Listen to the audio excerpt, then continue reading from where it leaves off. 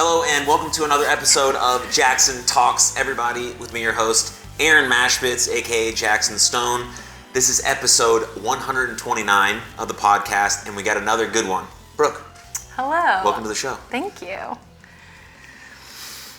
I'm excited for this conversation. Okay, I'm excited too, I think. I'm very excited for this conversation. Good. I think you're a guest that we've had on that is their very first podcast. It is, yeah. Very first podcast. Yeah.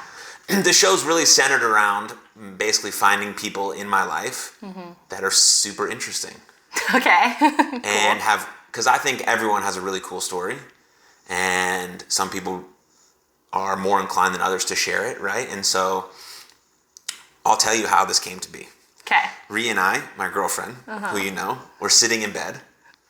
She was scrolling Instagram, and I was like watching TV or something, whatever. And your face popped up. Yeah. And you started talking about things that I'm very interested in, mental health, all of these great things. And you just were going through it on your stories. Yeah. I don't know why, maybe something happened, or this is just what was on your mind, or you wanted to share. And I was like, who is this human that you know? And she was like, oh, this is Brooke. We work out together. She works at Evolve. I was like, can you tell her that I need to have her on my podcast immediately? Yeah. And so here we are. Yeah, here we are. That was World Mental Health Day. That's why I was talking about it, because I don't normally talk on stories, because I feel like I don't know if people listen or not, and I don't want to just like talk for a minute straight. But that day I was like, if there's a day to talk on Instagram, today's the day. So that's like funny that you heard it. Well, I'm really glad that you did. Yeah. And you're going to talk a lot today. I know, I'm going to talk for an hour straight. I'm like, it's Instagram's worst nightmare. Yeah, so I think the 60 minutes or 60 seconds was all right. Yeah. Yeah, that was my warm-up, actually. It was. Yeah. Well, I'm glad you did it. I'm glad we're here. We'll get into all of that. Totally. Meat and bones of that stuff a little bit later. But I have a very important question to ask you. The theme of this podcast. How are you doing? I knew this was coming. How I was are you so doing? ready for this too. Today, I am pretty good. I say today because I feel like that question can be answered differently depending on the day, depending on the moment. And I've realized that for me, especially lately, it's fluctuated moment to moment. So today, I am pretty good. I'm feeling pretty peaceful, pretty energetic, I would say, today. Had a little bit of anxiety this morning, worked through that, went to the gym. But overall, I'm pretty good, I would say. What happens if tomorrow when you wake up and you're not feeling okay? Yeah, I would say I would take that in stride, because again, it's like, I think it's just like listening to your body and listening to the signals that it gives, knowing that sometimes it might know more than you consciously, if that makes sense. So taking a little extra time, a little extra care, if that's what your body's telling you need to do. I'm a big, I guess, proponent of if you wake up and you're not having a good day, do what you want that day that is going to make you feel better, and don't feel shame about that, right? So if I were to wake up and not be having a good day, I would kind of assess what my needs were that day, and take care of myself in that way. Yeah. And when you woke up feeling anxious this morning, is that a regular occurrence? Is that something you journey through regularly, and what happens when you start to feel that way? Yeah, so I would say it has been regular recently, but that hasn't been the case for my whole life. So I guess that being said, it wasn't much of a surprise to wake up with anxiety, but that also means I've kind of discovered the tools that work for me when that happens. So today it was wake up, okay, not feeling great, feeling slightly anxious, straight to the gym.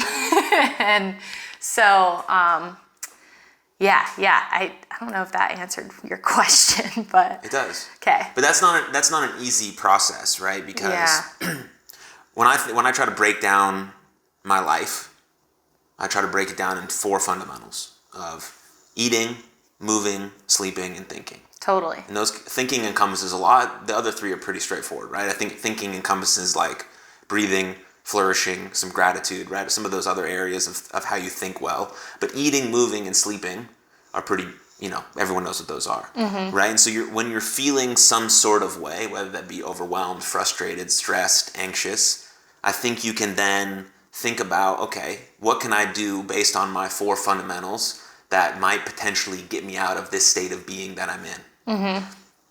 But also, in those moments when we're feeling that way, we're the least likely want to do anything. Yeah.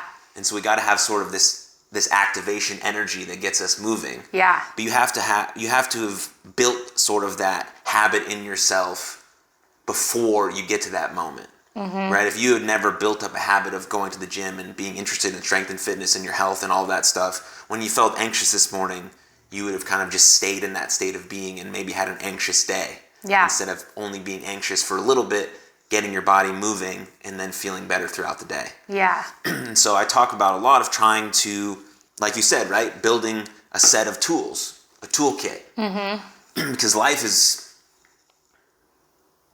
very hard, right? But it also is super amazing. And you have to have a set of protocols that you can stick to and apply into your life whenever necessary.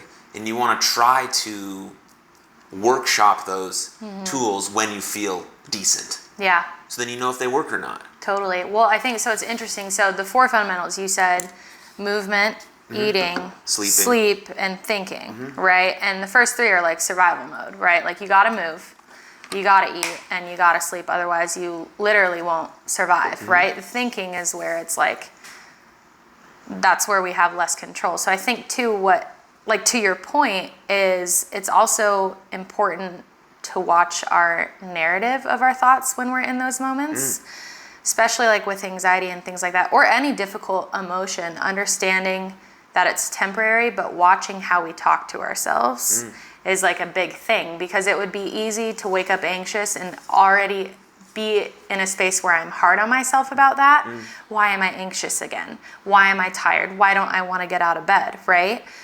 But then knowing this is temporary, I'm not gonna feel like this forever, and there are things I can do to get myself out of this, you know? So like, yes, we can eat really well, and that will help with anxiety or how we're feeling. Yes, we can move. Yes, we can make sure we're getting good sleep. But like, taking what we can control of our thoughts in those moments where our thoughts feel uncontrollable is kind of that like self-dialogue. And so that's something I practice too within that construct of thinking, right? Is like controlling it in ways I can to remind myself that, you know, it's not a terminal state of being, you know? Any emotion, any difficult emotion isn't terminal, you know?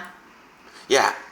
How did you get to that place where you started thinking about your thoughts, thinking about how you talk to yourself, constructing that in a way that's conducive to flourishing?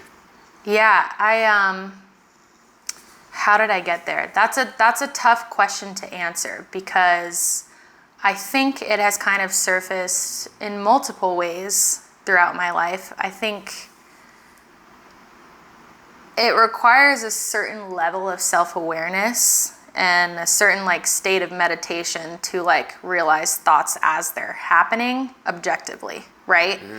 And so I think the first time that I probably started realizing my thoughts and then thinking of them objectively would have honestly been the first time I experienced depression, which I was a teenager at the time. I was like 16.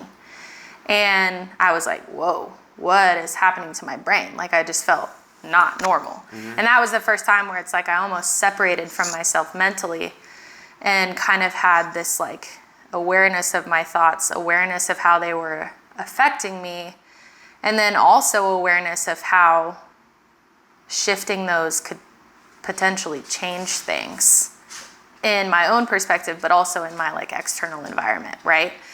So that was probably the first time it surfaced. But then I began noticing it in other domains that I guess I just hadn't noticed it as much, like in athletics and during, you know, really difficult training or competitions or things like that. I was a surfer for a while.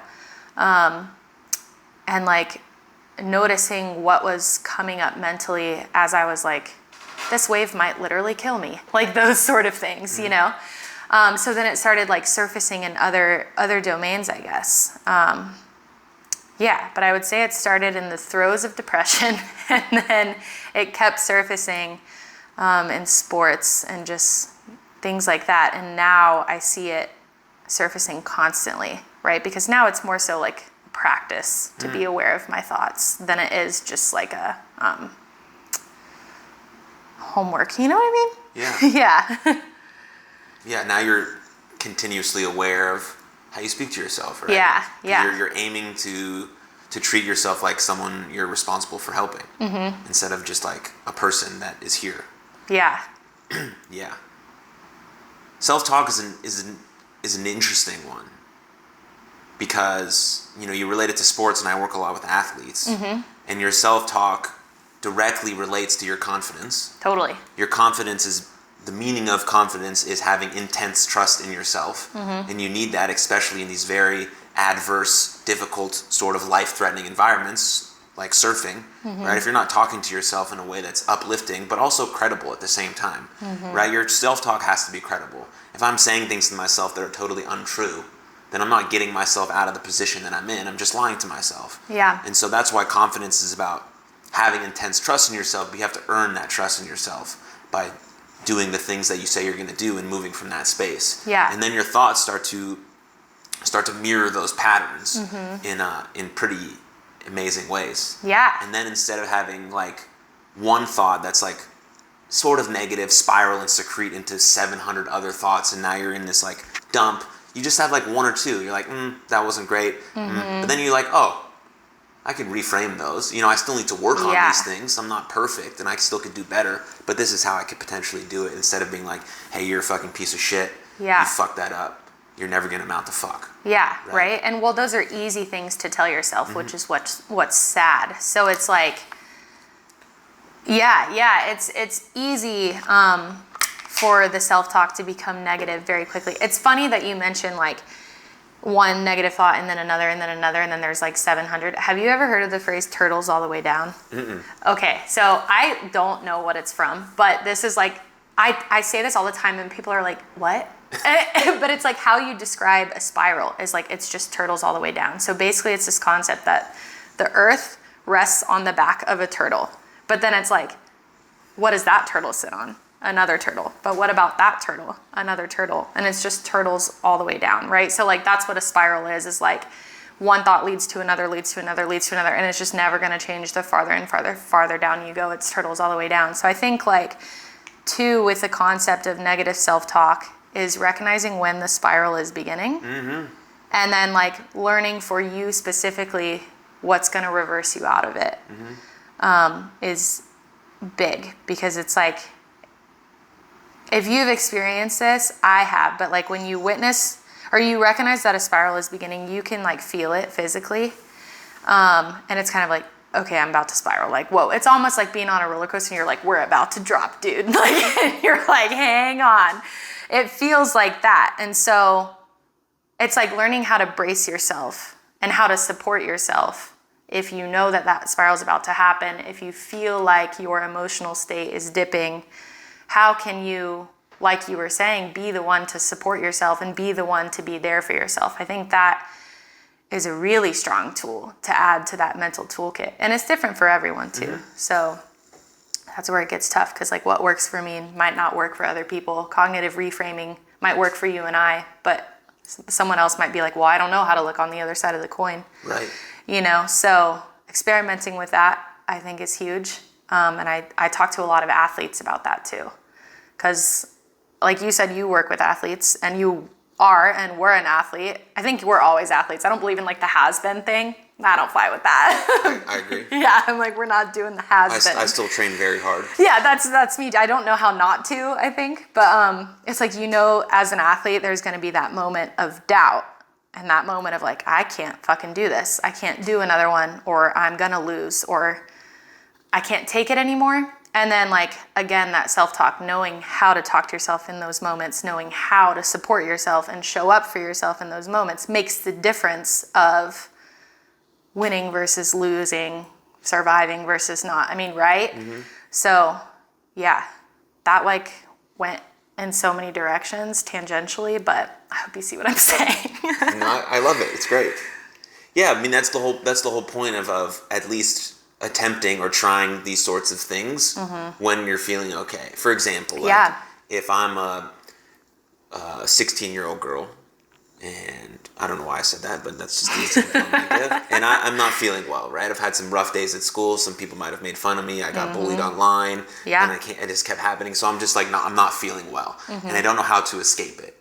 And then all of a sudden, I'm like, okay, I'm going to try some of these things that I saw on TikTok that people say could be good for my mental health. But I'm feeling very low at this moment. And then you try them. Someone's like, yeah, you should meditate. And I start breathing. Fuck, this doesn't work. Start journaling. This is stupid, right? And then so these tools that are actually scientifically backed to work don't work because you're trying them in a moment of deep, deep despair. Yeah. And so then you revert back to doing what you've been doing, which is kind of laying down and all that stuff, which is sometimes fine and okay, you know, but in that moment you need to get into some sort of action, but you're trying these things when you feel your worst, and so they don't actually work, even though they could have if you potentially had tried them when you were feeling decent. Right. I'm not even saying good, Yeah. but you're giving yourself a better chance when you're feeling decent to actually know if they might work for you. And then you start to stick to your protocols when you do feel your worst, and then it starts to move yourself out of that, because we know that feelings follow behavior. And so that's what's extremely important, as what you're alluding to, is developing this sort of mental health toolkit. Yeah. Because you have to know what works for you. Because we can sit here all day on this podcast, which I do very often, and not tell people and say what has resonated with me in my life in terms of my mental health and my personal growth. And then you can try those things, and you're like, Aaron, that didn't really work for me. Okay, what else did you try? What does work for you? That's your toolkit. And you can pick at that whenever you need necessary. And it doesn't even have to be when you're feeling bad. You just do it every day. Yeah. Because you're the type of person who takes care of yourself regularly. Yeah, and it becomes a way of being versus a chore or, a necessary act, for sure. Right.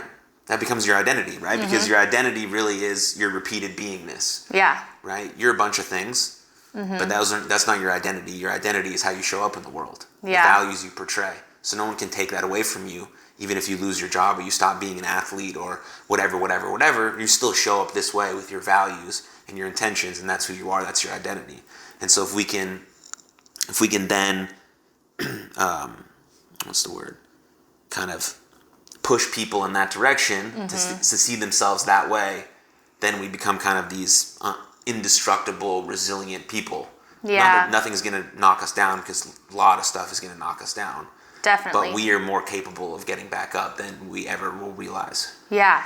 Yeah. That's so interesting that you said it in the context of like identity and being as well, because I think in those low moments, again, when you're in the fucking trenches and you're like 10% Aaron and I'm 10% Brooke, and like the phone is about to die.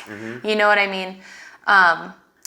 It's so important to think of like your core characteristics, like who Aaron is at his core, who Brooke is. Because again, those things don't change. They cannot be taken away. They cannot be removed. And so I do that a lot. I have found myself doing that a lot throughout anxiety and throughout depressive episodes. Is, you're looking around and your world looks grim and bleak, and you're thinking, what are my internal truths, right? What do I know about myself that won't change? And so a lot of statements like, I am clarity, and I am kindness, and I am compassion, and I am love, and I am these things. When you recognize yourself, it's like, this sounds weird to say, but it's like you almost fall in love with yourself. And when you fall in love with someone, all you want to do is take care of them. So it's like, if you're loving yourself, then you're like, well, I want to take care of you, and I don't want you to hurt, and I don't want you to be sad, and I don't want you to be tired, and I don't want you to be depressed, because I don't see you as those things, right? So it's like talking to yourself, again, the self-dialogue, and looking at yourself objectively. And when you realize those core truths about yourself, I think that might be a good place to start when some of the other things feel impossible. Like the journaling feels impossible, the walking feels impossible. It's like, okay, if you're laying there and you're stuck, you can still talk to yourself. You don't have to go anywhere. You can just sit there and be like, who am I? And I think that is a very good foundation. And then once you realize how much love you have for yourself and how much value you have, again, then you want to take care of yourself. And that's where those other things start to come in. Those practices start to come in. maintenance, as I like to call it, right? Yeah. Yeah, personal maintenance for sure. Consistently, yeah. Yeah, exactly. Yeah. Because that's an important key about starting to be proactive about your mental health, right? When you start to take care of it, you don't ever become exonerated from the work, right? You don't just like reach a point in your life where you're good. Yeah. Like nothing's gonna happen. It's not like this distant shore that you finally reached and you Right. landed. It's like just it's a North Star, and if you just have to do something consistently, and then you feel a little bit better, and then you're also equipping yourself with the biggest superpower you possibly can to handle anything that gets thrown at you. Yeah. And that's what you start to feel. You start to feel empowered by who you are. You start to feel just straight up powerful and capable. And you're like, oh, I can handle that. Yeah. I can handle that. I can handle that. Maybe I can't handle that, but I have a support system because I've developed that sort of relationship with other people. Exactly. And they can help me handle that. And so it becomes a community effort. And all of that, too, is based on that as well. So I think that's very cool. But as I sit here and listen to you speak very wisely. No, really. I would like to think I'm wise. No, you are very wise. Oh, thank you. How did you get to this point? Like, you don't just stumble upon all of these insights. Yeah. Again, how did I get here? How did I become Brooke? I ask myself that question a lot, actually. I would say suffering and strife, man.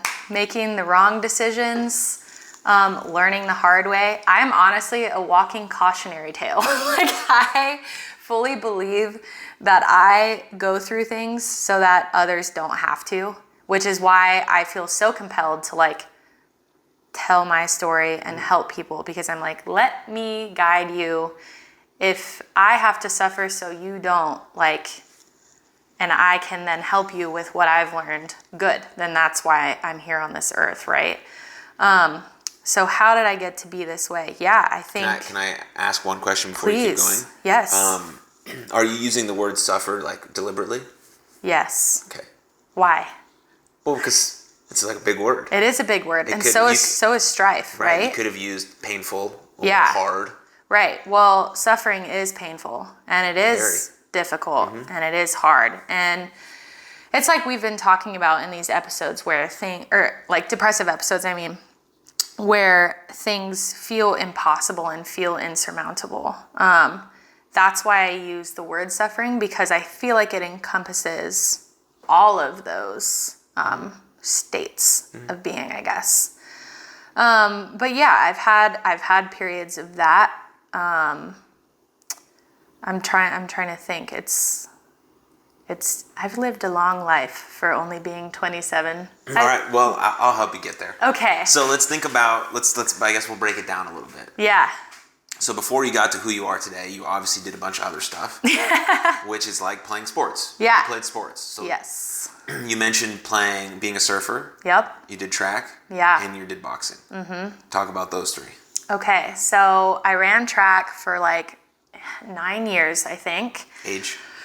I started in middle school. I had to run with the boys. That was a lot of fun, actually. But yeah, so I started in middle school. I went all the way through my freshman year in college. But my freshman year, I had to run cross country because my university didn't have a track team. Not thrilled about distance. We were talking about this earlier. Yeah. I can run really fast for like 60 seconds. And anything over that, I'm like, you got to count me out. So that was a huge sport for me. Ran varsity. And then, I still feel like track is very much a part of my identity. And I talk a lot about it in coaching, just the sort of kind of like mental practices that I learned in track, or kind of the track style disciplines. So that still very much is a part of my life, even though I haven't we'll run, competitively or for a team for a long time. But yeah, I ran track. I was a surfer. I taught myself when I was, I don't know, I think I was like 13 or 14. And my family used to go to California every summer. And I just always thought it looked cool. I was also obsessed with Blue Crush. Did you ever see that movie? Kate Bosworth. Yeah. I wanted to be her so bad. Like, I thought she was so cool. And so when I was like a kid, we would go out to California, and we were on the West Coast, and I would just like see these surfers and think they were like the coolest, most capable people in the world. And I was like, I'm gonna fucking do that. And let me tell you, don't teach yourself how to do it. Like, I would never recommend, I almost drowned, but like, it's just my stubborn attitude and people in the water that were like, I think they kind of felt bad for me, like, again, struggling. And so kind of helped me. So that was surfing. And then boxing. Yeah, boxing was a big one. Boxing, I like to tell people boxing kept me alive, because that is what I started when I was in that first depression when I was a teenager. Felt super alone, felt super lost. And boxing was something that taught me how to stay in the fight, very literally. And then I continued that and became competitive shortly thereafter. And I still box for fun now. I love it. It's great. I know you're a fighter too, so you get it. Yeah. So, yeah, we'll definitely touch on that. But so track was your first kind of introduction to working out, or were you working out before that? I would say, well, before that even was gymnastics, because I was a gymnast for a long time too. I don't know how I did all of these things. Right. I wonder when I found the time, but I did them. Yeah, gymnastics would have been the first thing I started that. I was very young. I was like 3 or 4, and then was in that up until high school, I guess, because then I was a cheerleader in high school. But then I coached gymnastics, and that was my first experience coaching. But gymnastics, first involvement in like competitive sports. Track was where the working out and like fitness side of things, I think, became more prevalent, because I was a little bit older at that point. And when you're 6, you don't like know that you're working out. Right. You know? You're just like tumbling. Yeah, you're just like doing flips and like swinging around bars, and it's just a lot of fun. Right. Like, yeah. Yeah, so. Okay, so then you started doing track. You got introduced to working out and sort of discipline that it takes to be any kind of athlete at any sort of level. What did that teach you? What did being in sports teach you that you still have with you today? Oh, so many things. I owe so much of my like mental fortitude and my resilience to sports, I would say, as competitive athletes probably know. Track specifically, a couple things come to mind when I think about what track taught me. Funny enough, it's very on the nose, but like literally one foot in front of the other. Because I remember running some races, I was like, I might not make it to the end. Like, I remember there was one race at districts, my calf Charlie horse in the blocks. In the blocks. You haven't even started yet. No. Yeah. Which, have you had a Charlie horse? It's like, oh yeah, insurmountable pain. Yes, I get them all the time in my calf during jiu-jitsu. Yeah, they're absolutely horrible. Like, it like gives me the heebie-jeebies literally thinking about it. But so that happened in the blocks, and I was running the 200 meter, and I remember like coming out of the blocks and thinking like my legs were gonna fall off. So very much track was like one foot in front of the other, which sounds so funny, but things are cliche for a reason. I love cliche. Me too. Like, I'm like, someone came up with that, and they were well beyond their years, honestly. I mean, your shirt says all good. Yeah. Oh, we should talk about this too. I would love to talk about this. Okay. 100%. But yeah, so thing number 1, one foot in front of the other. Thing number 2, track specifically taught me was finish line discipline. And I like to say... Finish line discipline. Yeah, finish line discipline. And Ree knows, I say it every time I'm on the mic. Even if it's just a 60-second set, I talk about finish line discipline. And it means you don't walk before the finish line. And that applies to so much. It even ties in, I feel like, to what you mentioned about the North Star. There never is that finish line. There never is that destination. But that's the discipline. You don't stop until you're there. You're never going to be there, so we never stop, right? Like, we never stop growing. We never stop learning. We never stop evolving.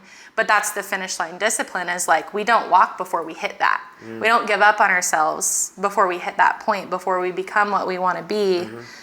right? And so that's the finish line discipline. Now, when you're working out and you're like, you only have 10 seconds left, the finish line discipline's pretty easy because you're like, well, I can get 3 more reps. But like in life in general, it obviously becomes a little more complicated, but it's just something to remember is like, you know, you're aiming somewhere and you're going to get there, but you have to keep pushing. You have to keep putting one foot in front of the other. So I mean, those two, we'll say, lessons that you learned fit perfectly into one another. Yeah. Because no matter how slow you're moving, doesn't matter. You're still putting one foot in front of the other and still moving towards whatever your ultimate purpose is. Yeah. I like to call it a massive transformative purpose, your highest North Star. But that's hard to kind of cultivate without some sort of diligent practice, but I've talked about it a lot on the pod. You can search future episodes, I break that down. Yeah, I'm like, if you're specifically watching this because you know Brooke. But so those two go hand in hand. I love that. Because I coach youth baseball. Oh, cool. The kids are 14 now. Nice. So, yeah. And my number one thing as a coach is basically I'm trying to embody the values that I wish for the boys to live by. Yeah. So if I want them to be resilient, hardworking, calm, grateful, zesty, powerful, then I have to embody those characteristics all of the time. Because especially young people do not care what you say. They care how you act. Yeah, they're watching. They're watching intently. Yeah. They are studying you. They're thinking about it. They're thinking how... Because, like, if you're a person they admire, which hopefully you are as their coach, rather than they're like, okay, how can I grow up to be something like that? Especially if they don't have maybe a parent at home that they have look up to, or that something's happening there. Maybe they do, so maybe they have multiple sets of people that they're striving to be like, which is fucking amazing. Yeah. But their coach is different because like their parents at that age are like, I don't want to listen to my mom and dad. I'm 14. I'm super cool. I got a phone. Like I have a girlfriend. What's up? You know? I have the best hair. Right. I have this cool hair. You know. Whatever. I'm almost about to drive. Like cool. In a couple years, but like I'll get there. Yeah. So I see my coach and he's like super cool, man. Yeah. And so if we can be that for them. Yeah. And then it goes the opposite direction as well. Like I've said this story a lot, but I'll say it again. If I'm coaching my team and someone in the field makes an error, they boot a ball, they make a bad throw, they strike out, and I'm like, hey dude, it's all right, you get him next time. But then I take my hat, I throw it on the ground, I start stomping my hat. He doesn't hear my words that I said calm down, doesn't mean anything. He's seeing that I overreacted.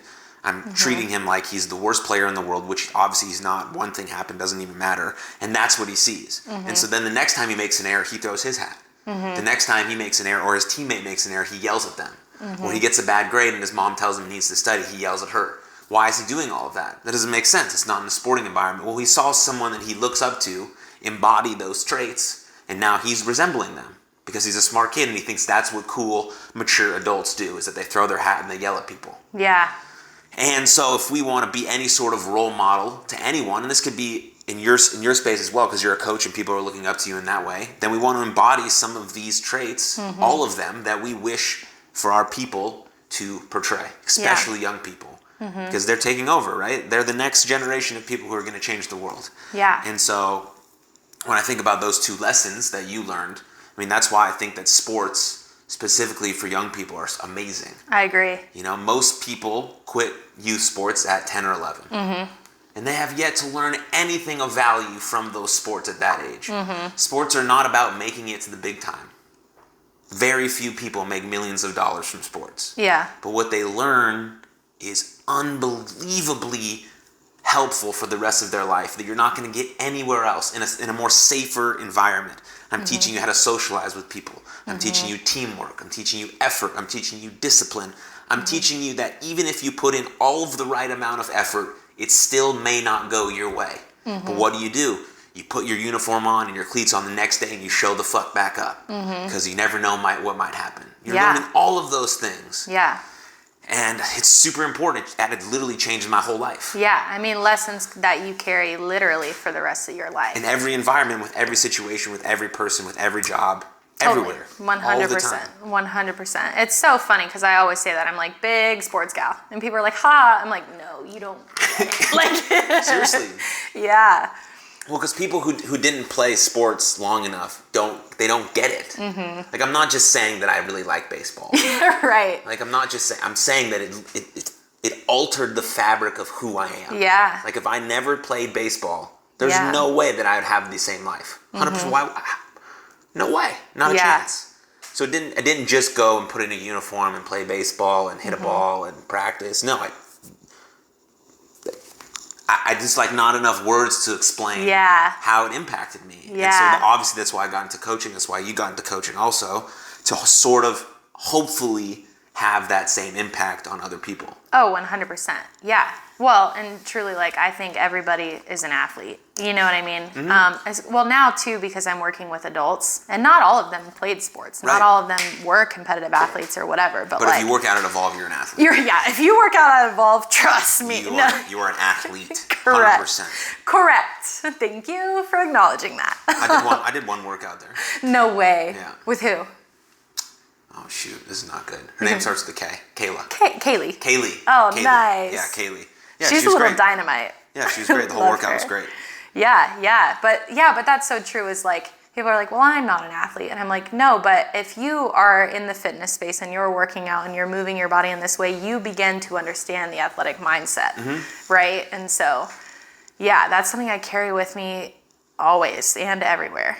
And honestly, never stop thinking about, even if it's not in the context of like track or being on a surfboard or being on a stage dancing or whatever. It's like, again, it's woven into the fabric of my being and like literally created new synapses in my brain that are like the way that I think and am now, you know? So I get you with that for real. Yeah. What about surfing? What did you learn from surfing? Surfing's a fun one because surfing is very literally life or death. And I think that if we're drawing parallels here, I think that a lot of mental health battles feel that way too. It feels like life or death. And especially if you're familiar with being in survival mode, and that could just be physiologically, like literally your autonomic central nervous system is just on fight or flight constantly because that's like what anxiety is, right? Then mental health battles are literally life or death. So surfing is a fun one because there's so many parallels that I draw, and I will even use surfing as a metaphor when I'm speaking to people that have never surfed and hate swimming because it just like makes sense. And if we're talking specifically about like the lesson that I've learned from surfing, the way that I like to say it is, you're out there and you're on your board and you see a wave coming. There comes a moment when that wave comes and you make a decision about what you're gonna do. Are we gonna try to surf it? Are we gonna go under it? Are we gonna watch someone else surf it? What are we gonna do, right? There's a moment of decision. And the way that we handle that moment is very telling, right? Sometimes that wave comes and you're not ready and you topple under it, right? But there's still a moment of decision there because now we're underwater and we're in this like tumultuous, like powerful thing that we just got completely overtaken by. Like you see the parallel with mental health, right? Oh yeah. That's the strife. That's the struggle that I was talking about. You feel completely overtaken by it.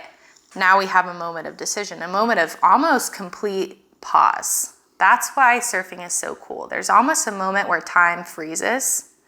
And so how we handle it then when we're completely taken over is important because I don't know how familiar you are with swimming, especially like in natural elements, but if you're under and you're not supposed to fight it, basically. So if you're taken under or you're pulled by a riptide, you let it happen. And so that ties back into that sort of gentleness of like, this is happening, this is okay, this is temporary, I'm gonna come up for air. Eventually, I'm gonna get out of this situation that I'm in, right? Okay, backtrack, we're back on the board, the wave's coming again, right? And I decide, I'm just gonna ride it, right? That's that like, we just cruise with it. We just let life take us in ways we wanna go, not ways we wanna go, take us in the ways it will take us, even if it's not where we want to go, we ride it out, we cruise it, right? But again, like surfing is just so poignant because there's, again, this like direct parallel to life. And the wave that's coming is any situation at all. And that moment of decision is how we handle it, right? So I talk about that a lot because sometimes the waters are choppy. You know what I mean? And surfing is going to be a battle. Finding those waves to ride, when to ride them, when to not be taken over by them, how to navigate them is going to be challenging. And sometimes the waters are smooth and clear and we're out there just having a great fucking time. But knowing that, again, like the ocean's not the same every day. We're not going to feel the same every day. That's how we started this conversation, right? So, right? Like surfing is just one of those things that's so cool. Like I could just talk to anybody about it and I feel like they would be like, that makes perfect sense. You know? It does. Yeah. I've never surfed in my life. Would you be interested? At this point in my life, probably. Really? Okay, yeah, cool. But I completely understand the dynamics of what you're talking about. Yeah, exactly. It's like, because you can visualize it too, and you can almost feel being there, right? And I think part of it, like we're so much made up of water too, that as human beings, that it just like feels powerful to be in water, and you can almost feel how that like actually affects you. So then when I'm giving this metaphor and you're sitting there and you're thinking about it, you can almost feel it, even if you've never surfed. Like you can kind of imagine physically, like and you can picture yourself in the ocean, seeing huge waves, the vastness, and just seeing someone try to ride that or let it go or get sunk underneath by it, and what they're gonna do next, or what are you gonna do next? And yeah, and surfing is another cool thing because it's one of those things that makes you feel really small in an important way. Right. Like looking at stars in the galaxy makes you feel small, and it makes you feel like I am this like tiny spiritual being having a physical experience, and mine is unique to everyone else's, and how fucking cool is that? Right. Surfing does that too, because the ocean, I mean, hello, like we can't even comprehend how far out that thing goes. It's amazing. And you're sitting there and you're on a board and you're like, I'm tiny. And there's this like big fucking wave coming. You're like, I'm really tiny. You know, so it's just, but it's humbling and it's cool to be reminded of that. And I feel like even if I have a bad surfing day, I never leave the beach feeling worse than when I went there. Because there's something I took from it regardless, you know? Yeah. So. That's exactly how I feel about going to jiu-jitsu. Yeah. Like I'll get choked out, arm barred, all this stuff like at a repeated basis when we roll because all these guys are better than me.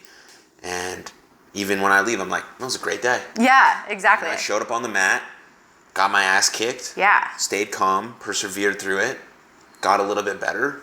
Okay, cool. Yeah. Great. Yeah. Awesome day.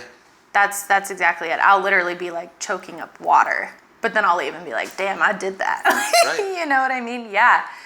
Yeah, so much perseverance was a word you used. That's a big one in surfing too. Resilience, strategy, choice. I'm sure you're very familiar with that in jiu-jitsu. Yeah. So. Yeah, I don't have any strategy now except for please survive this round. Right, survival mode, life or death, right? It is. It is. Again, there's like another way to carry it. Right. Yeah. But it all basically tracks sports, surfing, jiu-jitsu, martial arts. It all tracks down to basically the one idea of voluntarily doing hard things makes your life a little bit easier. Yeah. Like voluntarily putting yourselves in situations, not dangerous, like for your like actual well-being, but uncomfortable for like your state. Like jiu-jitsu, martial arts, boxing, sports, public speaking. Yeah. Right? Trying to paint, playing the piano, all of those things are extremely hard. Yeah. And you're not going to get them at the first time. You have to be willing to be a fool to become a master at anything. And you know that you're going to do it for the long haul. And that's the only thing that you become a master at something over the long haul. But you're willing to do hard things. Yeah. And so then when real life hits and you go through something, you get a bad grade on your test, you don't get the job that you wanted. You're like, yes, it sucks, because we have to be honest with our situation and that it's hard. Yes, this sucks. Yes, it's very hard, but I can get it done somehow, some way, because I've practiced it in other areas of my life that help me now do it in this situation where I need it the most. Yeah. And isn't it so important to get uncomfortable? Oh, yeah. I talk about that a lot too. It's like how important it is to get uncomfortable, just for like your growth in general too. So I definitely like to live in those spaces where I'm not comfortable, which like sounds funny because it's like when you just be on edge all the time. And I'm like, no, I'm actually excited to be uncomfortable because I know I'm going to be better for it. Right.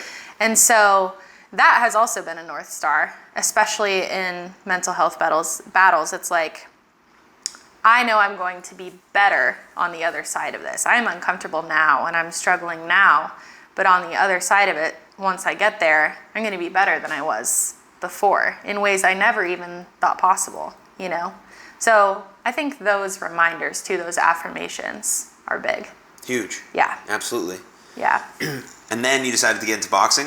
Oh my gosh, yeah. Yeah. Wow. You can take a sip. My tea. Yeah, so I got into boxing. Was there a specific reason that you wanted to do that? Oh yeah, I wanted to punch the shit out of something. Because you weren't feeling good at all. Yeah, like we'll keep that one black and white. Like I was just like, I want to hit something, but like didn't want to put my fist through drywall, right, or like bricks or something. So I was like, a heavy bag probably makes the most sense. Yeah. So yeah, I went to this gym in the neighborhood that I grew up in, used to live in. Met a coach, Albert Rodriguez. I'm saying his name because I know he'll listen to this. But met a coach who taught me the ins and outs, taught me how to punch, what the different punches are. Started training with him. That's how it all started. And yeah, I went there.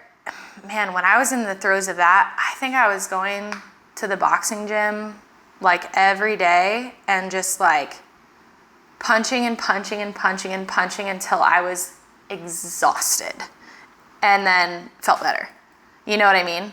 I mean, I'd be there and I would like cry in the middle of punching, you know, and just like, that was probably the most cathartic sport for me.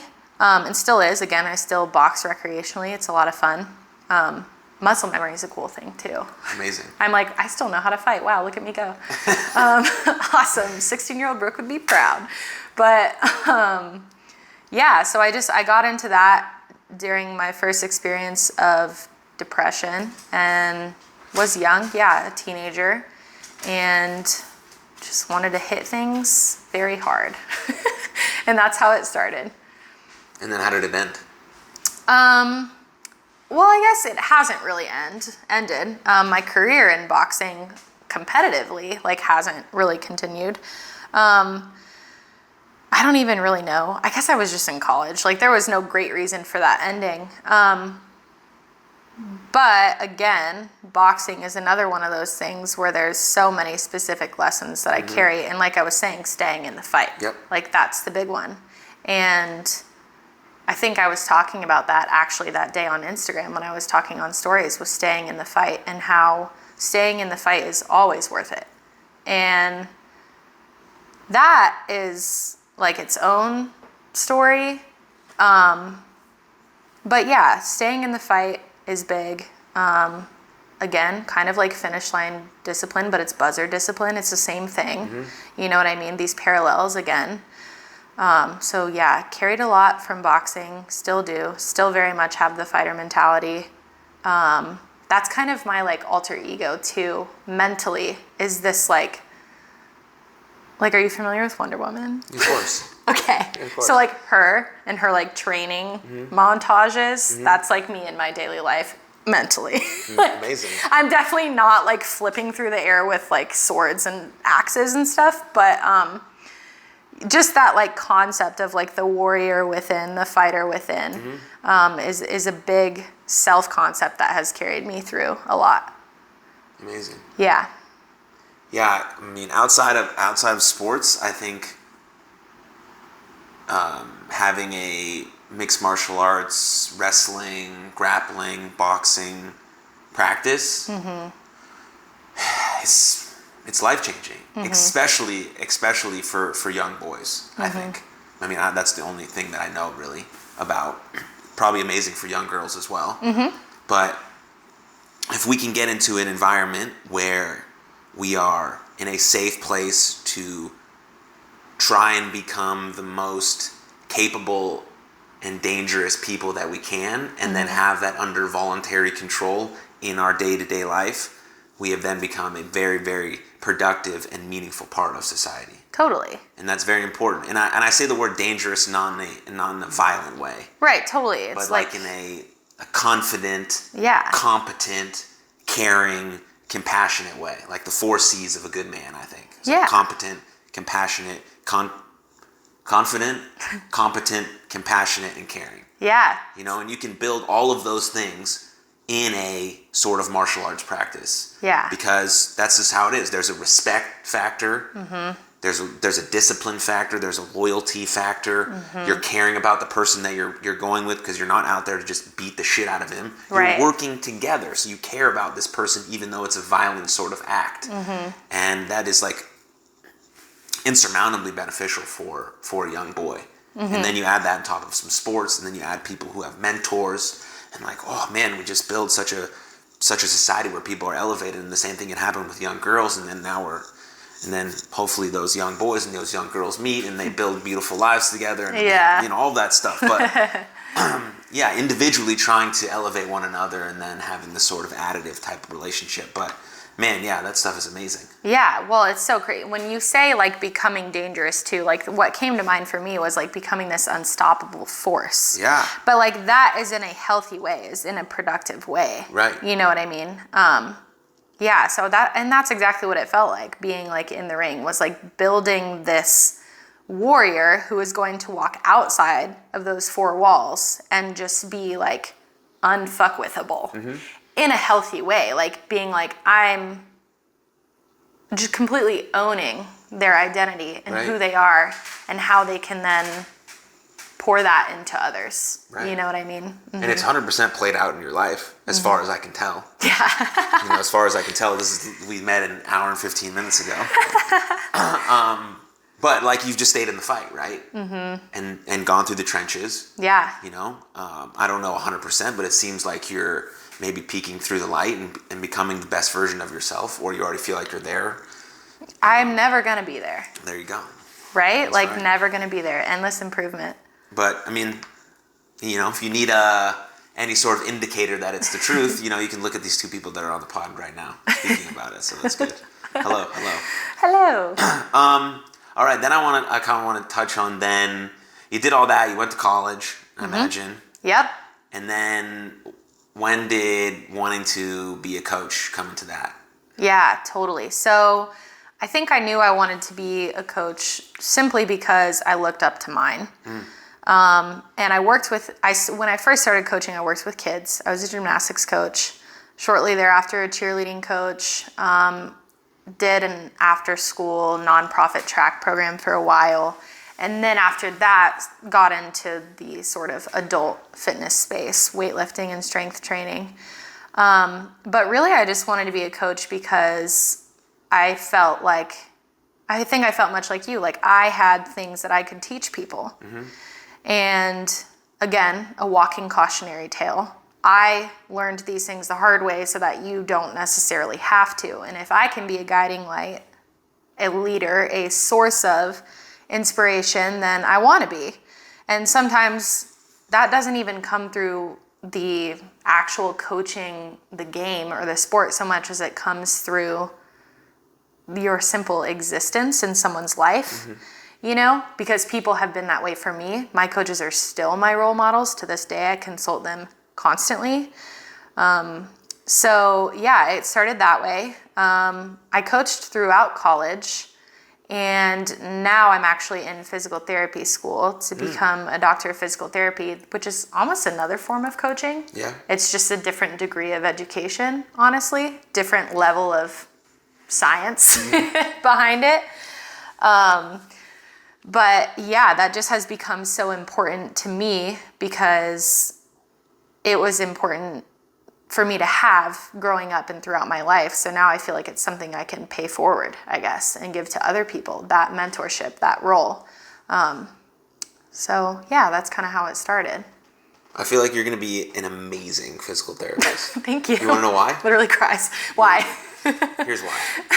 I spoke to this doctor of physical therapy. His name's Justin on my podcast. So just the episode released today, actually, but I spoke to him about 4 weeks ago. Oh, nice. And he kind of did like the reverse of what you're sort of doing. So he became a doctor of physical therapy, and then he realized how much his patients needed mindset training. Yeah. Because that's not something apparently, I don't actually know because I didn't go to physical therapy school, but that's not something they teach you at physical therapy school. Yeah, not really. So now he's optimizing his sort of mindset approach, his breath work, things of that nature, to then implement into the same sort of mechanical and technical stuff he's doing as a doctor of physical therapy. Because as we know, we've been talking about the mind and the body are bidirectional.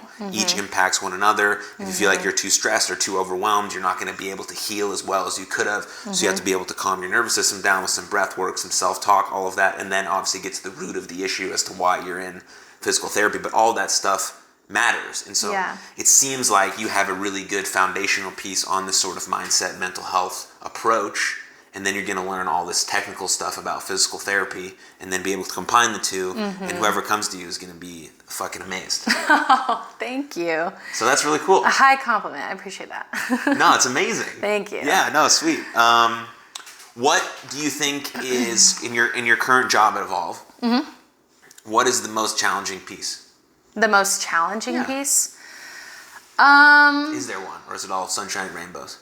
Well, I fucking love it. So we'll start there. That is my second home. That has been my sanctuary and my second home for 5 years now. That is like the boxing gym when I was, 18, 19, 20 is to what Evolve is to me now at 27. The hardest piece working at Evolve is honestly nothing to do with the job itself, and more so me wanting to ensure that I'm showing up for the athletes in the best way that I can, right? Because we talk a lot about the fact that you never know who's listening. And that rings true all the time. It rings true with that Instagram story where I was talking, right? You never know who's listening to this, who needs to hear this message. And when you walk into a gym like that, I mean, you're standing in front of 30 people, 40 people, and there's no way to know how every single one of them is feeling, what are they going through, what was happening before they walked through the doors. And so I think the hardest piece is like, am I holding the space in the best way that these people need me to today, right? Because you walk in there and those 30 people, not only are they looking at you, but they're counting on you. And it's just like, again, like I want to be able to carry the weight for them when they can't. And I would say that is the hardest part, is knowing whether or not I did that well. Because you're not always going to be told. And I don't need I don't need a pat on the back saying that was a great class. But it's like, I talk about this a lot too. If one person walks out the door feeling better from having taken my class or being in the gym or something I said, or whatever, just one person feels marginally better, I did my job. Right. So yeah, the hardest part is just like, am I doing it well enough for what they need? Yeah. I mean, I guess it's hard to like walk around with like hundreds of pounds all day, but like, but that's not really the hardest part, I guess. I get what you mean though. Yeah, because as a coach in any sort of domain, you have to shoulder that responsibility. And you have to be willing to take on that responsibility, have some sort of deep honor that comes with that responsibility. Because that's the root really of all good things, is what you just said at the end there. Like, if one person is positively impacted by anything that I do, then what I'm doing is good, and I'm going to keep doing that thing. Right? When I had 0 listeners on this podcast, now we have 2. Yeah. So it's awesome. It's great, right? But I would do this regardless if anyone was listening or not. Yeah. Because I like talking about it. Yeah. This is the only time in my life where I get to have an uninterrupted conversation with a person. Our phones are away. Nothing's happening except this conversation. Totally. So if no one ever listened, this would still be one of the most beneficial and important parts of my day. And so that's why I do it. And the same reason why you coach, because maybe one person who walks in the gym, you don't know if they had something that morning, they got into a fight, they got fired from their job, whatever. They didn't tell you, they just came in, they got their workout done, and they felt exponentially better because of not what you said, but just the energy you brought, your passion for your job, things of that nature. All of that stuff matters, and it's deeply important. Mm-hmm. But I also want to say something about Evolve. Okay. Gosh. So I feel like people who go there, it's like, if you know, you know. It's one of those places. But if you don't know, right? And tell us. I don't really know. Yeah. But I feel like people who go to that gym and are going to listen to this, and so I just want to make a comment. My girlfriend Ree has been going there for it'll be like a year and a half, almost 2 years.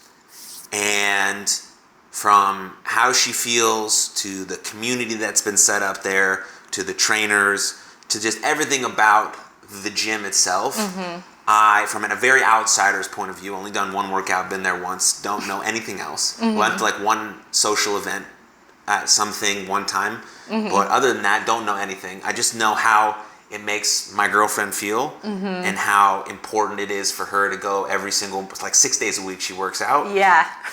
And how much better it makes her feel. And so just from that point of view, it's amazing. And I don't think I've ever seen a gym be set up as well as that one. Yeah. In terms of the high quality trainers, the times you can work out, the workouts itself, the community aspect. They do outside stuff out of the gym, all of that stuff. So kudos to whoever runs Evolve, all the trainers, the people, the athletes, all of that. I just wanted to point that out because I don't know if I'll ever get a chance to say that where Evolve people are listening. So. Yeah, it's Sharif Abood. He's going to kill me for shouting him out on this podcast. But amazing human being, honestly. And Evolve is such a special place. Like, it's very special. I will never step off the Evolve pedestal ever. Yeah. Yeah. It's quite sad because Ree is moving into my house in December. Yeah. I live in Plano. I know. It's very far from Evolve.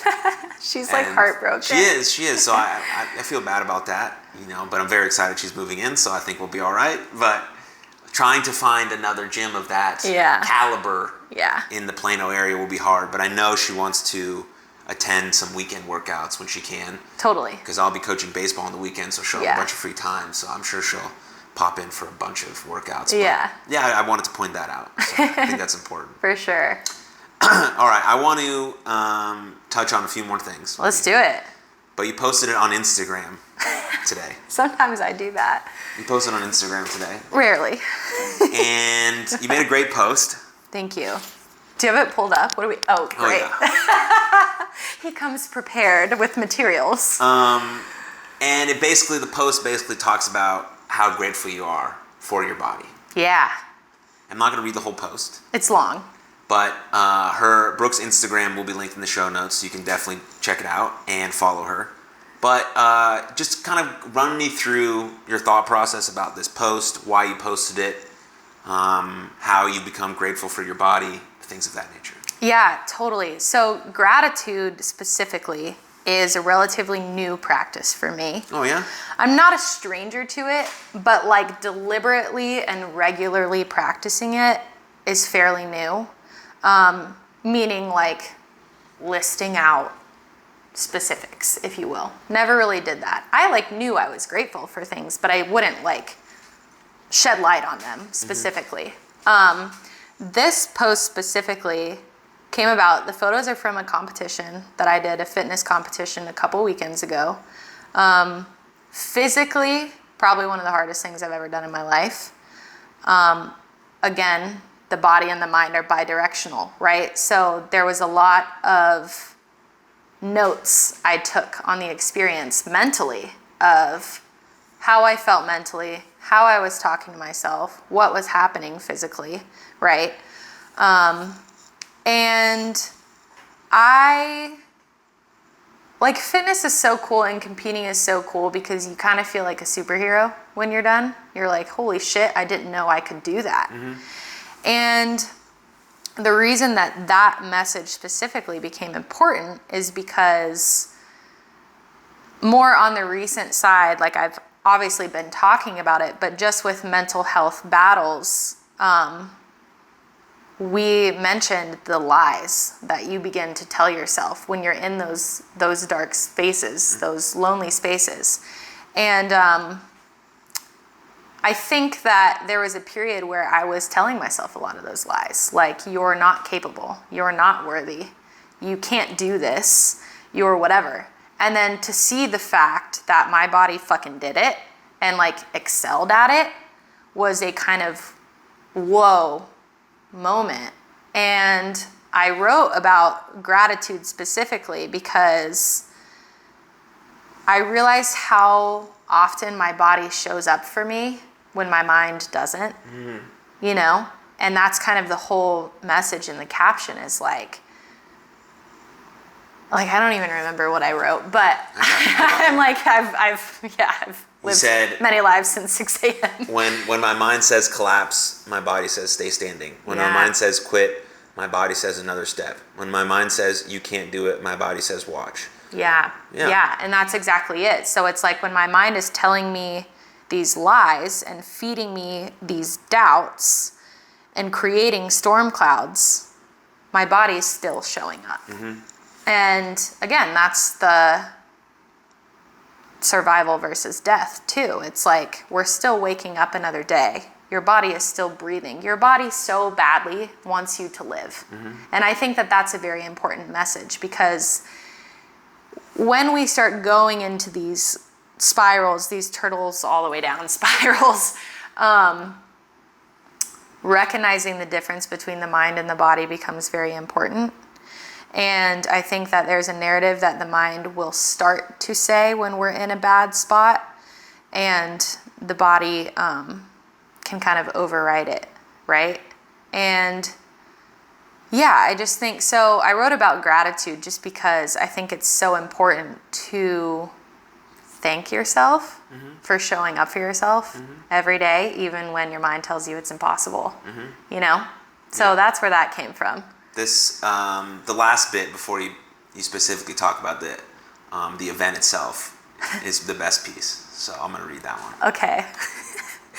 Your very existence is but one of those miracles. Take a moment to show your body gratitude today. I promise it will pay you back exponentially. Your very existence is but one of those miracles. Yeah. It's very true. Yeah. Everyone is a unique, unbelievably amazing miracle. Yeah, it is amazing that you are sitting here right now, and that I am sitting here, and that, you know, any physical object exists and we are experiencing at all. Yeah, it's amazing. And I think I felt like people needed to know that existing in and of itself is a beautiful thing, whether it feels good that day or not. You know what I mean? It's great that we get to be here and that our bodies still show up even when we don't want to. Yeah. Yeah.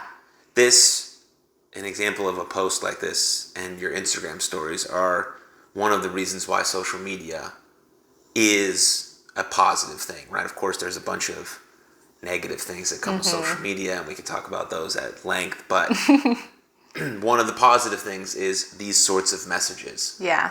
That you don't know who's going to read it again. You don't know who's going to see it. You had no idea that I was going to see your Instagram story. None. We were going to have this super cool conversation. And then now we're friends. Yeah. And I know more of my girlfriend's friends. Yeah. And all this stuff, right? Such positive downstream effects from you sharing something on your story. Yeah. And so that's amazing. Thank you. And where have you taken your gratitude practice now?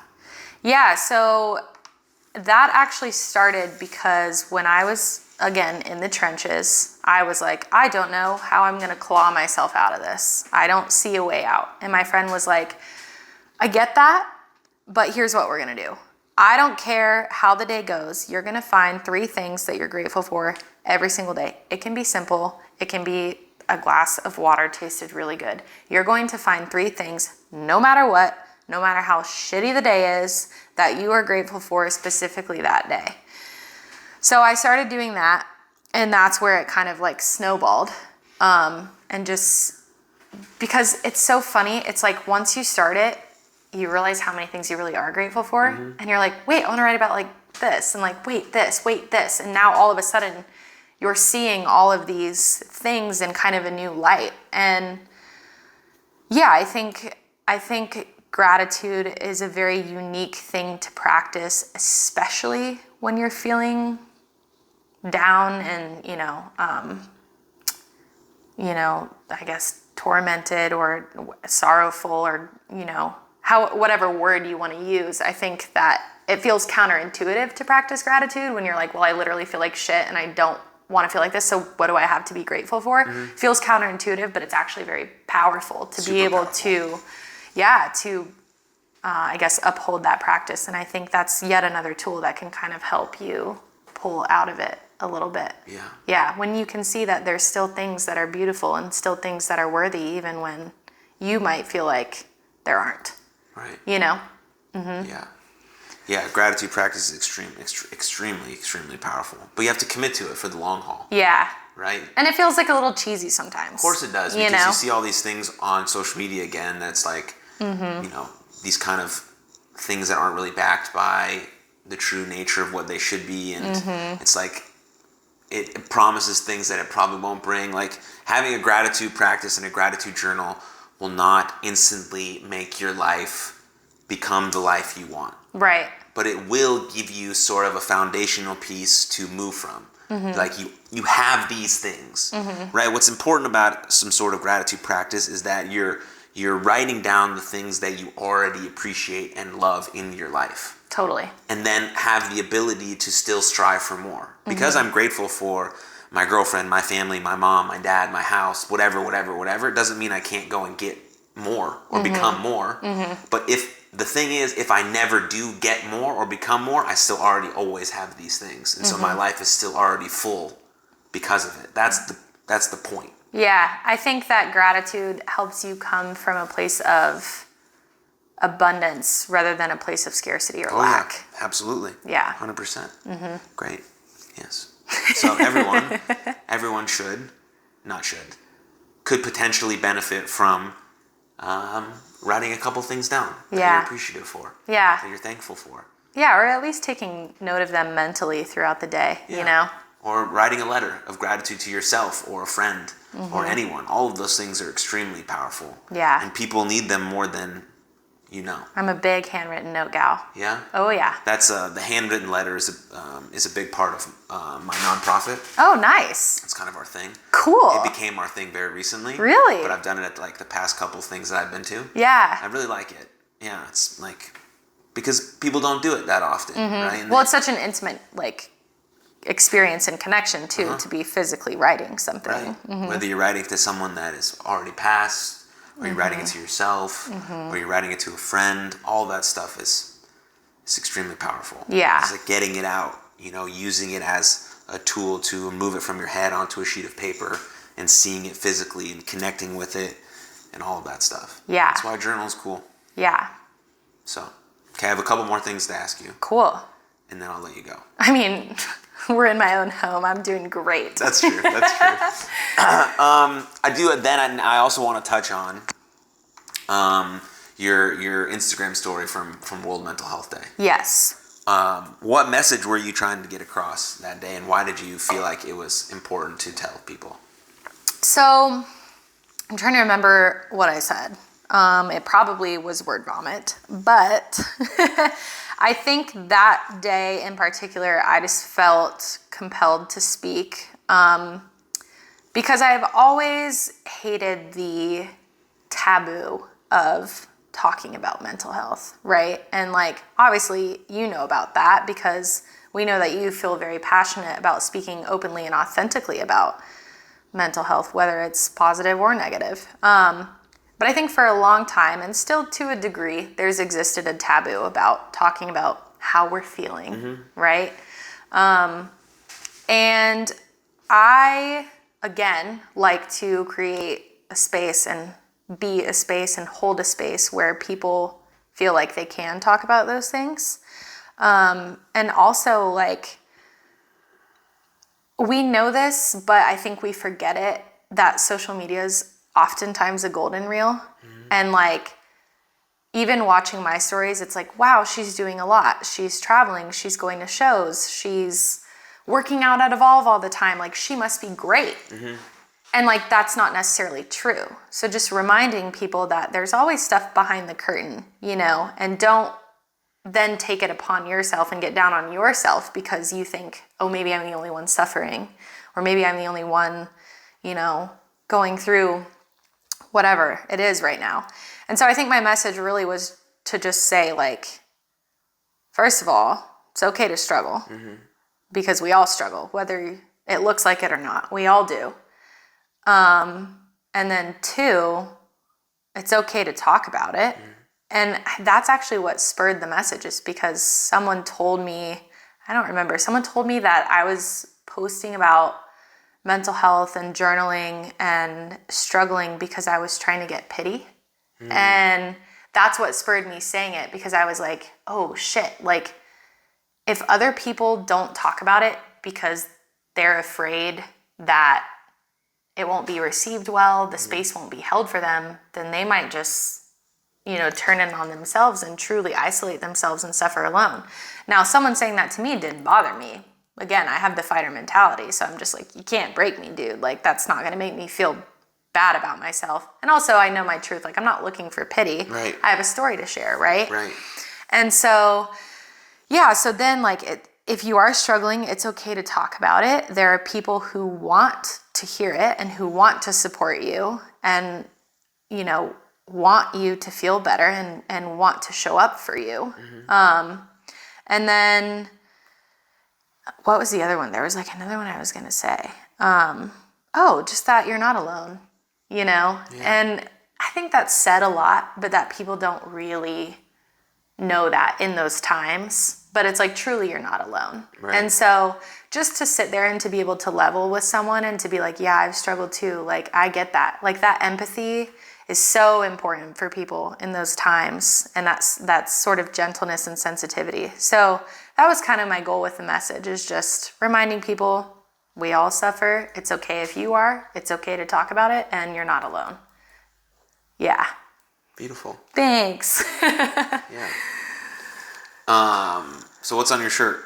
Oh, yes. Okay. Shameless plug. If you're not watching via YouTube and you're just listening, her shirt says "all good" in quotation marks. Yes. So on the front, it says "all good." And on the back, it says a lot of things like anxiety and you have to smile and whatever. So basically, this is a brand called XXV, the label. Very cool brand. They do a lot with another designer called Sad Boy that works with men's mental health specifically. Another cool brand. But the concept behind the shirt, right, is like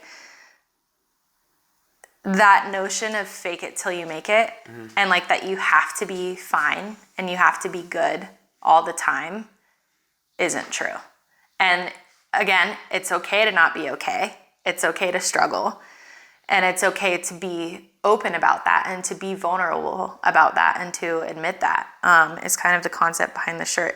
I didn't even like realize that this is the one I chose to wear today. So that is hilarious. Perfect shirt. Perfect shirt. Yeah. I wore this when I taught a dance class too, because it's like the same. That is something that's taught a lot in the dance and cheer and gymnastics space, is like fake it till you make it, like smile, you're fine. And it's like so often we're not fine. And because we feel like we're forced to be fine, we might not even know we're not okay. A lot of times we're not really checking in with ourselves. So just the concept of you don't have to be all good. It's okay to not be good, you know? Yeah. Beautiful. Yes. All right, last question. Okay. To wrap this up. But before I ask you the final question, because I don't like to end on this part, Okay. where can people find you if they want to learn more, or they want to ask you more questions, they want to encourage you to start your own podcast? So if her friends are listening to this episode right now, send her a message, text, an email, a letter, to tell her and encourage her and support her in starting her own podcast. Man. Anyways, after that, That's good. Where can people follow you, find you, and encourage you to start your own pod? That's good. Yeah, I am on, I guess, Instagram predominantly. My Instagram is at Bisou Brooke. It's French. It means kisses. Brooke, like how you would sign off a letter. Funny enough, like XOXO kind of, but Bisou. So that's BISOUS Brooke, which is BROOKE. And I'm pretty sure I have the same name on TikTok, but my TikTok is like no church in the wild out there. It's entertaining and it's funny, and I probably should. Well, I do talk about mental health on there a lot now that I'm thinking about it. Look at me go. I really do. I was like, wait, I do. But then a lot of it is also like humor and just Humor's funny. great. Yeah. We love humor. Yeah. So yeah. whether you're listening on Apple, Spotify, or YouTube, you can scroll down into the show notes, click the link there, it will be right there. So here's the final question. Here we go. If you, Brooke, could create a billboard and millions of people would see that billboard every single day, what would you put on it?